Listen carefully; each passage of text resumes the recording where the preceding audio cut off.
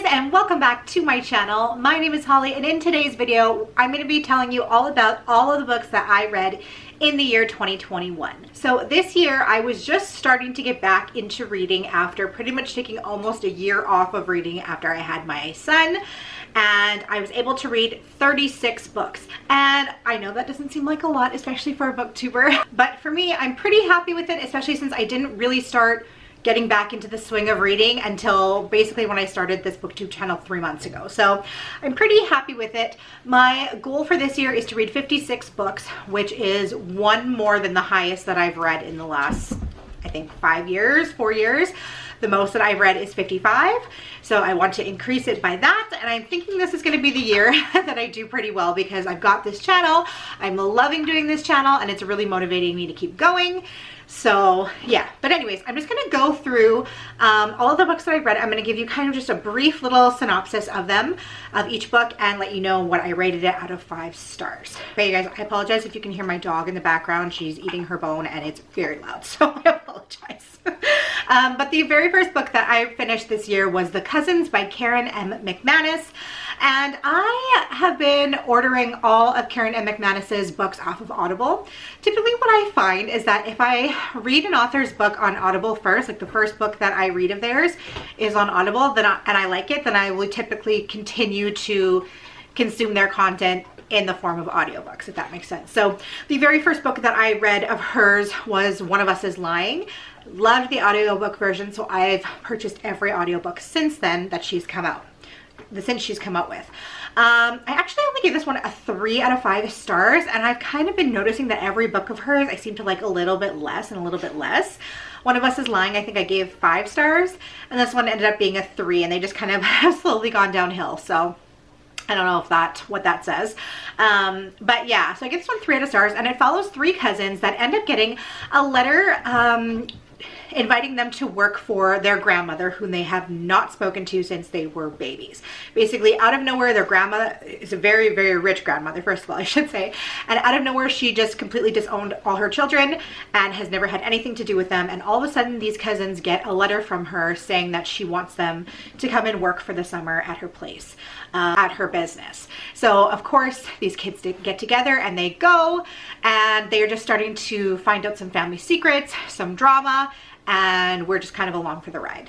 So the next book that I read was The Book Jumper by Mechthild Glacier. I apologize because I know that I said that incorrectly.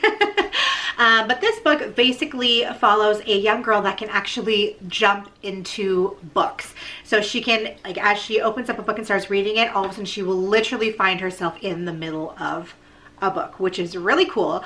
This kind of reminded me of The Page Master. I don't know if you guys saw that book. I might be dating myself here, but it kind of reminds me of The Page Master from when I was a kid. But unfortunately, this one actually fell pretty flat for me, and I ended up giving this only a 2 out of 5, which was really sad because I was really looking forward to this book and I was really excited about it. So I was kind of sad that I only gave it a 2 out of 5, but I feel like this was such a great idea and it just wasn't executed as well as it could have been. So the next book was one that I was so excited to see actually come out, and that was Tales from the Hinterland by Melissa Albert. And this was part of the Hazelwood series, which I really, really enjoy. But this is the best part, I think, of those 3 books, and this is the actual fairy tales from the Hinterland series. So if you have never read the Hinterland series, basically it's about stories, fairy tales that come to life. So it's about this young girl, and her grandmother is a famous author, and she had written books. She had written all of these fairy tales that actually come to life in another world, which is kind of cool. And she ends up traveling to this world, and there's just like all sorts of crazy things that go on in those books. But this is actually, oh, there's my receipt. There's my receipt for the book. But this is actually the fairy tales themselves. So it goes through all of the different fairy tales from this novel, and I absolutely loved it. They're dark, they're mysterious, they're just so different, and I really, really love them. And I can't remember if I said this already, but I gave this one a 5 out of 5. The next book is Atomic Habits by James Clear, and I actually listened to this on Audible twice because it was so good, and it is just Honestly, a life-changing book. I actually did a video based on this book on my other channel, on my lifestyle channel, in regards to how to form habits and how to accomplish your goals for 2022. So this basically talks about how to stop making goals and to start forming habits in order to just slip your goals into your everyday life without even really realizing that you're doing it, and how to make it easy to do so. So basically it says that habits are the backbone of your goals, and you need to have good habits and every single day be working a little bit more and more every single day, be working towards your goal rather than just completely overhauling your life, for instance, to achieve a goal. Because that, of course, is not sustainable. But if you add little habits into your life, kind of sprinkle them around you, it's a lot more easy to achieve things. So the next two books we're going to talk about is from Libba Bray, and this is Before the Devil Breaks You and The King of Crows. And this is book 3 and 4 of the Diviner series. So the Diviner series basically takes place in the 1930s in New York, and it follows a group of teenagers that are all diviners, meaning they all have different powers. And basically in each book they are kind of fighting evil forces using their powers to kind of combine at the end to kind of save all of mankind, basically, is just the easiest way to put it. But I liked these books. You know, these ones kind of, I think I said in a review of the books that I read, I think in the summer or in the fall, I can't remember when I finished these. But I think what I said was that I feel like all of these books could have probably been at least 100 pages less than they were. They're quite long, as you guys can see. They're pretty thick books. They're around the 600 page mark. Yeah, 552 for the last one and 550 for the other one. So they're pretty big. I think they could have definitely been at least 100 pages less. There's a lot of scenes in there that just, I mean, I guess they added to the overall ambiance of the story, but a lot of scenes in there could have been cut out in order to make the story flow a little bit faster and have a little bit faster pacing. Because I did find with these that a lot of times I would get bored in certain spots. Like I just wanted it to be a faster pace, and I was just like, oh, you know, crawling through. And then I would kind of put myself into a reading slump reading these, because while I loved the characters and I loved the idea of the books, it was just so slow going that I knew anytime I wanted to read, I had to pick up one of these books, and I was just kind of like, oh, like it's boring. So I'd read like a chapter at a time, and I'd be like, hey, like, when is anything going to happen? So that being said, I gave both of them 4 stars because I did really enjoy them overall. That was the only thing, is that I wish that they would have been a little bit shorter. The next book is Malibu Rising by Taylor Jenkins Reid, and I gave this one a 4 out of 5. This is probably my least enjoyed book from Taylor Jenkins Reid. I don't know if it's just because of the time period in it or what, but I typically really enjoy her books, and sort of the same thing as Karen M. McManus. I always purchase her books on Audible, and I've always really loved her work. I've really loved every book that I've read of hers except for this one. I mean, I did like this one a lot. I gave it a 4, obviously, but I didn't enjoy it quite as much as I've enjoyed her other works. But this one basically follows a family who's hosting this huge party. It's 4 siblings, and their mother has passed away when they were teenagers. Their dad is this huge world-renowned rock star who basically has nothing to do with them. And it all centers on this one party where they kind of find some things out and drama happens, and it's like the party of the century basically every year that this family hosts, and just a bunch of different things happen on this evening. So it was good, like I said, but just probably not her best works in my opinion. So the next book is The Last Thing He Told Me by Laura Dave, and I've talked about this book quite extensively on this channel already, but basically it is about a wife whose husband completely goes missing one day out of nowhere. He leaves her a note saying basically to help his daughter and to protect her at all costs, and she starts to kind of go on this adventure with her teenage stepdaughter and try to find out what exactly her husband was hiding, because he's gone missing throughout a workplace scandal. And she's trying to figure out who he is, because he's obviously not who he said he was, and she's learning things about his past and his present that she didn't know about him. We'll just say that. is Missing Molly by Natalie Borelli, and I gave this one a 4 out of 5. And this one basically follows a woman who is hiding her identity. She is actually the victim of a attempted homicide. Her entire family was murdered when she was just a kid, and she went missing throughout this ordeal. She was never seen again. Missing Molly, but that's because she actually went on the run, changed her name, and now she works for a newspaper who is starting a podcast, and the podcast is going to be about this Molly character, trying to figure out where she could possibly be or what could have happened to her, which of course our protagonist does not want to be found. She has changed her name for a reason. We find out what that reason is, and basically she's trying to sabotage this podcast because she doesn't want to be found out as being Molly. So this was a really good fast-paced thriller. I really enjoyed it. It had a good twist at the end, and I gave it a 4 out of 5. The next book is 800 Grapes by Laura Dave. And I picked this one up thinking that it was going to be a thriller because Laura Dave is the author that wrote The Last Thing He Told Me, which I really liked. And this was not a thriller, so I don't know why. I just didn't think, oh, hey, maybe authors don't write the same genre every book that they write. But this was more of a contemporary. It was okay. I mean, I don't typically read a lot of contemporary, so it definitely wasn't geared towards me to begin with. It was all right. I gave it a 2 out of 5. Basically, our protagonist finds out a really, really crazy secret about her fiance.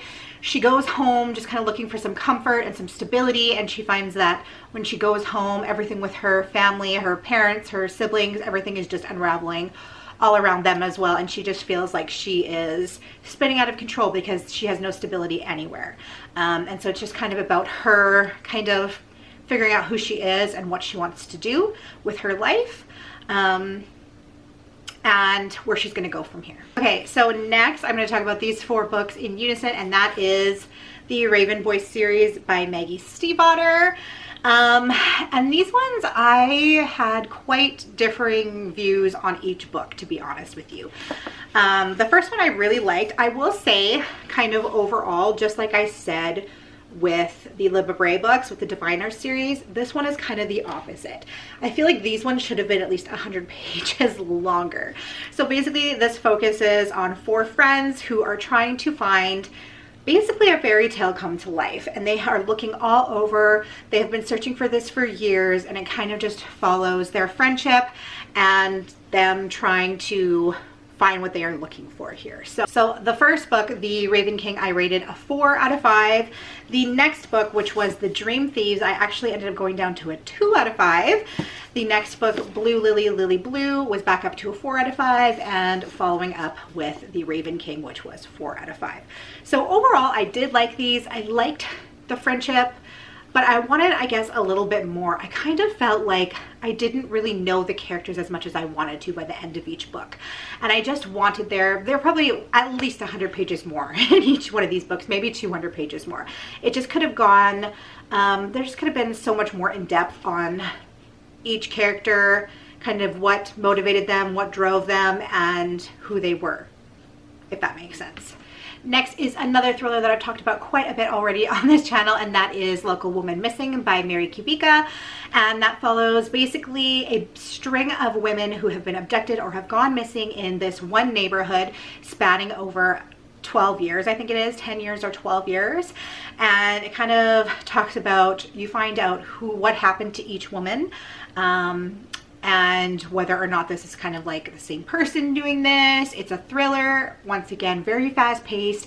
I really enjoyed it. The very first chapter opens up with a scene that actually scared me. Like, I just was listening so intently, and it actually was pretty scary and really, really caught me off guard, and it definitely got me hooked for the rest of the book. So that was a 5 out of 5 for that one. Next is the Betwixt and Between series by Dorinda Jones. Now, this was 3 books, Betwixt, Bewitched, and Beguiled, and they all follow a 40-something-year-old woman who has just been divorced. And I keep saying anytime I talk about this that it reminds me of Sabrina the Teenage Witch, but for adults. So basically, she's going through a hard time. She's going through a huge change in her life, and she ends up finding out that she has been gifted a huge mansion that of course needs a lot of work, like a rundown mansion, from her grandmother that she never knew. She was adopted and her grandmother passed away, and she's found to basically tell her she's, you know, got this huge mansion that she's inherited. So she goes and she sees this mansion. She of course meets a man, and it's a cozy mystery, right? So you get like all the cozy feels, but she ends up finding out that she's actually a witch, and a very powerful witch that's been passed down from generation to generation. Of course, her being adopted, she didn't know about it until now, but she basically finds from her grandmother that she is a witch, and it kind of goes through, you know, her learning to use these powers. She's fighting some evil, and she's just like trying to regain her life as she's going through all of this. There were so many parts where I laughed. There were some like racy, spicy parts in there too. I really enjoyed all the characters, and I'm really excited for the next book, which is supposed to be coming out I think next week or the week after, because this is an ongoing series. So that was the first 3 books. I gave the first one a 5 out of 5. I really enjoyed it. It was definitely my favorite of the 3 so far. And the last 2 I gave a 4 out of 5. So next we have Rules for Vanishing by Kate Alice Marshall. And this book follows a girl whose sister has gone missing a year before. There is kind of like an old fable about a forest near their hometown, where if you walk into these woods, you might never come out. And that is basically what happened to her sister. And a year later, on the anniversary of her disappearance, she decides that she is going to go into these woods and try to find her sister. She ends up meeting up with a bunch of friends who are going to be doing the same thing. And she ends up finding basically that this is true, that when you walk into these woods and you follow this certain set of rules, you are pretty much entering a different dimension. And it is extremely creepy. There's lots of scary things that go on in this dimension. And she's just looking for her sister and trying to get back home. So this one was also really good. I gave this a 4 out of 5. Really enjoyed it, and I really liked the idea of the book. Something kind of different and kind of fun. Like, I like things that are kind of whimsical, right? That like fairy tale sort of things that can take on a dark twist or turn, and that's really what this book gave. The next book is This Is Not a Ghost Story by Andrea Portez. This one got a 2 out of 5 for me, and that was because there's a couple of books that I read this year that, how do I explain this? I hate horror novels that kind of take the easy way out. And what I mean by that is that instead of actually coming up with a really good plot and have it be decisive and a clear story, all they do is just muddle everything up and make you question if the character is losing their mind, or it just doesn't make sense. Basically, they're just writing things that don't make sense.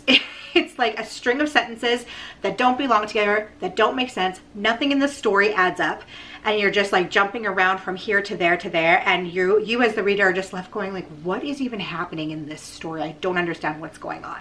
And I find a lot of horror authors do that because it kind of confuses you, right? And it puts you in like, it makes you realize like, oh, something really weird is going on here. But at the same time, they're not actually telling a story. It's just nothing is making sense. Is the best way that I can explain it. And that's what happened here. Basically, we have a girl that is about to be going into college, and she ends up taking a job over the summer to basically babysit this mansion while its owners are out of town. And crazy things start happening. She starts hearing things, seeing things, things are going missing. She starts to question her own sanity, whether the place is haunted or whether it's her, and nothing is making sense in this book. So I ended up getting a 2 out of 5 for me. This could have been good execution, but it just fell flat for me, unfortunately. So next 3 books are a series, and that was the Diary of a Haunting series by M. Verano. And these I really enjoyed. I gave them each 4 out of 5. So this is actually an anthology series, so it each deals with different characters. So I'll go through each one. So this one follows a young girl whose name is Paige, and her mother and her brother are starting over in a new town. They have moved to this like old crumbly mansion. Of course, they start to hear things and see things. And they're just like, first of all, they're trying to rebuild their life because her father cheated on her mother. So they moved out, obviously. And now like they're just trying to rebuild their lives, and they're finding really weird things going on in this mansion. Her brother and her mother do not believe her, but she starts to like really find some things out. And once she starts to research this mansion, she finds out that there was cults that practiced here in the past, and she begins to realize that this place has to be haunted. So super, super creepy. There's some possession that goes on in this. It was really actually scary considering that these books are for teenagers. I would actually say that this probably should be a little bit of a higher age to read. Like this says like for 14, I think. 14 years and up or something like that. And I'm like, if I was 14 reading this, I would be scared. So, and I read a lot of horror. So for me to actually be scared for a couple of times throughout this series says a lot. So the next one is called Book of Shadows, and it basically follows a girl named Melanie who's kind of an outcast. She has like a small group of friends that she hangs out with, and she starts to become more into like one of her good friends is a Wiccan, and she kind of like starts to learn things from her, but she ends up finding this Book of Shadows where anything that she writes in it actually comes true. But of course it comes true in a way that you wouldn't expect, that usually has dire consequences. So it starts to turn dark very, very quickly. Anything she wants she can have, but it ends up costing either herself or someone else dearly, and she starts to realize that this book isn't what it seems, and it's actually really, really evil. So there starts to be once again some elements of possession that go on in this one, and once again really, really scary and creepy.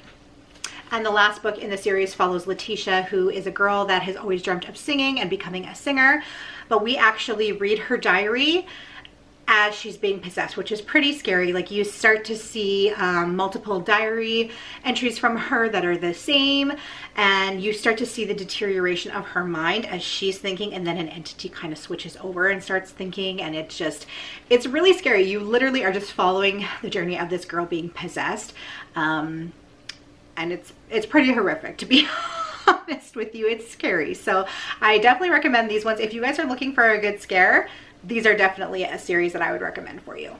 The next book is A House at the Bottom of a Lake by Josh Malerman. This one I ended up giving a 3 out of 5. Once again, this idea I think is such a good idea, but it could have been executed a lot better. So basically this teenage couple, they go on their first date, and on their first date they go for a little boat ride, and they end up going into this lake where nobody ever goes, and they literally see a house at the bottom of the lake. So they start to go and explore it, and they realize something is weird about this house. There's something going on in this house, and it kind of like, you're not sure if it's a different dimension or if it's like a haunted house or what this house is doing at the bottom of the lake. It's completely fully intact. Like things aren't floating around, like it's just a fully intact house, fully made up and everything, which is really cool. I mean, imagine if you found that in real life. Like what a cool idea for a book. Once again, execution, and I don't really necessarily know if it should be labeled as a horror book. Like it's labeled as horror, but I'm not really sure that it is. Like it had some spooky elements to it, but I wouldn't necessarily say that it's horror. The next book is The Grip of It by Jacques Shem, and this one, once again, pretty much the same as that other one that I was talking about. It's just, it's supposed to be about a haunted house, a couple in a haunted house, where things are obviously getting creepy because they've just moved into a haunted house. But it's another one of those things where nothing is making sense, and the author is just trying to confuse you into thinking that you're scared, but really nothing's even happening. Like it just doesn't make sense. It's broken trains of thought that don't add up, and it's annoying to read. I gave it a 1 out of 5. Next is The Midnight Library, which I gave a resounding 5 out of 5. It is one of my favorite books that I've read this year. And basically this is about a woman who has chosen to end her own life. And as she is crossing over, she ends up going into a place called the Midnight Library. And this is almost kind of like a waiting area in between worlds. So she has the opportunity to, it's about every single choice that she's ever made, basically, and how every choice that you make, there's offshooting realities for the choices that you didn't make. So there's billions and billions of different books on the shelf that you can pull off and jump into that reality. So she has this opportunity to say, what if I had done this instead of this?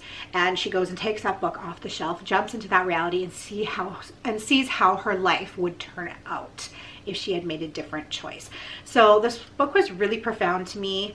I absolutely loved it, and I cried throughout it, I laughed throughout it, and it just kind of like teaches you a story, right, about how every single thing you do could have a different outcome. Next is The Return by Rachel Harrison, and this was a 4 out of 5. This is a thriller about a group of friends who get together with a long lost friend, and basically this friend of theirs had gone missing for 2 years and all of a sudden showed back up at home. But her friends are starting to suspect that she is not the same person. She is completely different than she was.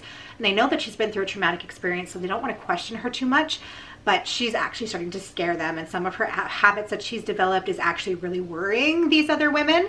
They are on a trip together. They're in this hotel. The hotel has creepy aspects going on as well. So you're not sure if it's paranormal, but it's also thriller. And you're actually like, you're scared for these girls because their friend she's showing some signs that things are not right with her. And they should be scared, and the whole time you're just going like, get away from her. But of course, you know, they're trying to make their friend feel as comfortable as possible after all that she's gone through. She refuses to talk about it. But yeah, it's definitely a really, really good thriller. Really enjoyed it. Next is a book called Beyond Belief, My Secret Life Inside Scientology and My Harrowing Escape by Jenna Miscavige.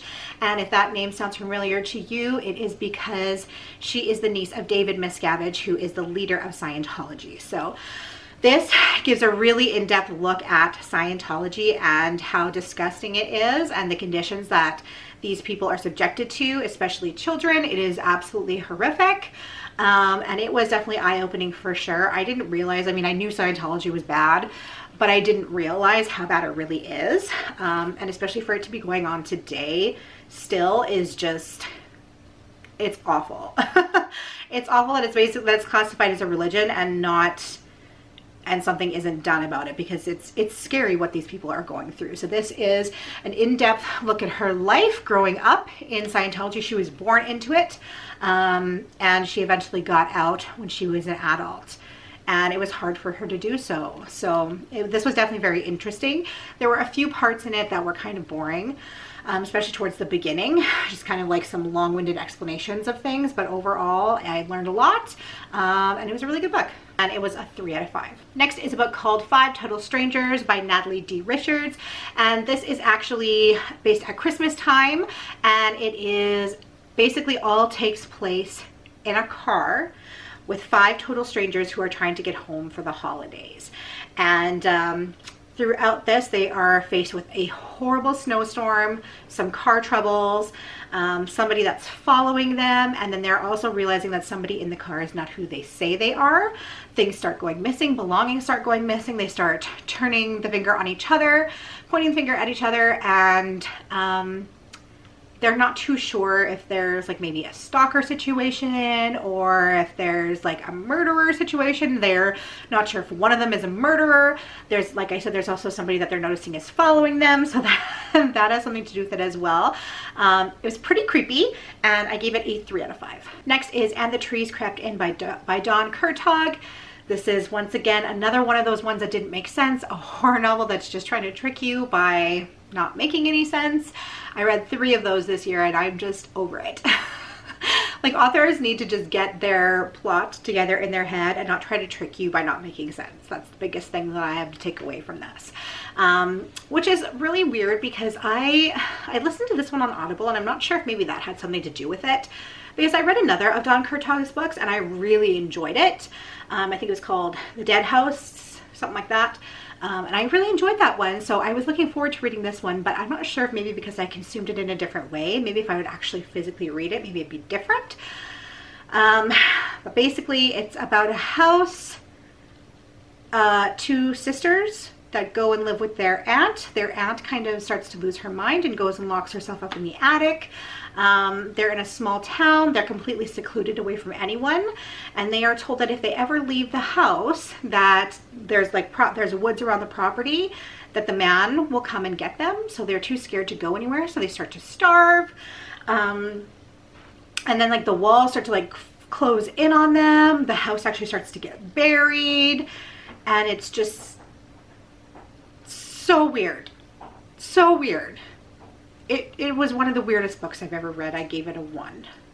The next book is another Taylor Jenkins read, and that is Maybe in Another Life. This is one of her first novels that she wrote, and I absolutely loved this one. I loved it so much. So it kind of goes back to the Midnight Library sort of theme, where there's, you know, different actions, different decisions will lead to different outcomes in your life. And it follows our protagonist, who specifically one night has to make a decision whether basically to go home with her childhood sweetheart and kind of hook up with him after not seeing him for a long time, or to go home with her friends. Now she chooses to go home with her friends, and it kind of, from there, it divides and it shows the 2 lives that she would have had based on that one decision. So by going home with her friends, something happens and you see how her life plays out. But by not going home with her friends and staying with her ex, something else happens and you see how her life plays out in that regard. And it was just so cool to see how her different lives kind of can combine. She ends up meeting a lot of the same people in different ways, and it was just really, really cool. Once again, I cried throughout it, I laughed throughout it, and I really enjoyed it. Next is a thriller called The Sanatorium by Sarah Pierce. And this basically is about a sanatorium that gets converted into a hotel. As you can imagine, the hotel is haunted and some scary things start to happen. It's placed up in the mountains, so we also have the element of snow and avalanches and snowstorms. People start slowly going missing throughout this hotel. They end up getting snowed in, and people are being found being murdered. So there's like a serial killer on the loose in this hotel as they're snowed in and police can't get to them. And our protagonist is actually a police officer who's been through a very traumatic experience, and she has been on leave from work. Typically I don't like books where a cop protagonist, but I didn't mind this one too much, and I actually gave this one a 4 out of 5. So next is another Karen M. McManus book that I gave a 3 out of 5 to, and that is You'll Be the Death of Me. So once again, it was a 3 out of 5. It wasn't stellar by any means, but it was okay. And it follows 3 students who used to be close when they were kids, and they end up on this adventurous day where they all decide to skip school together. They kind of meet up in the morning and they just randomly decide to skip to school together that day. Meanwhile, while they are gone, there is a murder that takes place, and one of them ends up being kind of framed for this. So they're trying to find out, they're trying to clear each other's names, and they're trying to find out who actually did this. And so it's kind of like definitely I would say a thriller. It was okay. I would say, I mean, it's a young adult, so I guess, I don't know how much I really can expect from it, but it was quite predictable. And it just lacked something for me. I can't even really say what it was, but I didn't love it. So next is a book that I actually forgot to talk about in the middle of those Diary of a Haunting books. I just talked about all of those as one, and then I forgot one in between that I had read in between those, and that was The Mary Shelley Club by Goldie Moldavsky. I absolutely loved this one. This was another one of my favorite books of the year, and it really reminded me of like teenage Scream movies from when I was a kid. So it reminded me of like Scream, or I Know What You Did Last Summer. Like those movies were just coming out when I was a kid, like a preteen, and it just brought me back to that time. So basically it followed a group of friends who have this secret club where they pull pranks on their classmates based off of those scary movies. So they pick a scary movie, each one of them gets a turn to do it. They pick a scary movie, they pick a scene from a scary movie, and they reenact it on their classmates without them knowing as a prank. And whoever can get the person to scream first wins, basically. But of course, throughout this, there actually starts to be some real murders that take place, and it's somebody that is framing this club for the murders. And it was just so good, you guys. I just absolutely loved everything about this. Immediately after I finished it, I went online to like search more things that were like it, because I just didn't want to be done with it already, which rarely happens. You guys, I'm really sorry that I'm getting a really weird light here. I've got my front door here, and there's like a window in it, and the sun's like starting to try to set, so we're getting this weird lighting. But I know you probably don't care, but I thought I'd mention it. But next is a book that I wanted to read for forever, so I was a little bit disappointed that I actually only ended up giving this a 2 out of 5, and that is The Dollhouse by Phoebe Morgan. And this one basically follows a woman who is trying to get pregnant. She's been trying to get pregnant for so long, and she's kind of going through a depression because of it. And all of a sudden she starts getting sent random little pieces of a dollhouse that she had as a kid. All of a sudden she just finds them in her home and places. And it also like follows her sister, who is the opposite. She's going through a hard time as well in her marriage. She's got 3 kids, and she's just like trying to live life as a stay-at-home mom, and she's kind of just like in her own little world. And meanwhile, this family gets together, and there's just some strange things going on with their mother. And there's also a different perspective. I feel like I'm not explaining this very well. There's also a different perspective of a secondary character that you don't really know who it is until the end. But it all kind of comes together. I will say it was quite predictable. I did guess what was going to happen. It kind of all comes together at the end in a really not surprising way. Like, I absolutely guessed the ending for it. And I was just kind of overall disappointed because I was looking forward to reading this book for so long. And when I finally read it, I just found it just did not live up to what I thought it was going to be. And it got a 2 out of 5 for me. And the last book that I read this year was The Final Girl Support Group by Grady Hendrix. And this one I picked because I thought it was going to be like the Mary Shelley Club. Like I said, after I got done with that one, I went online and searched other books that would be like that. And this one came up.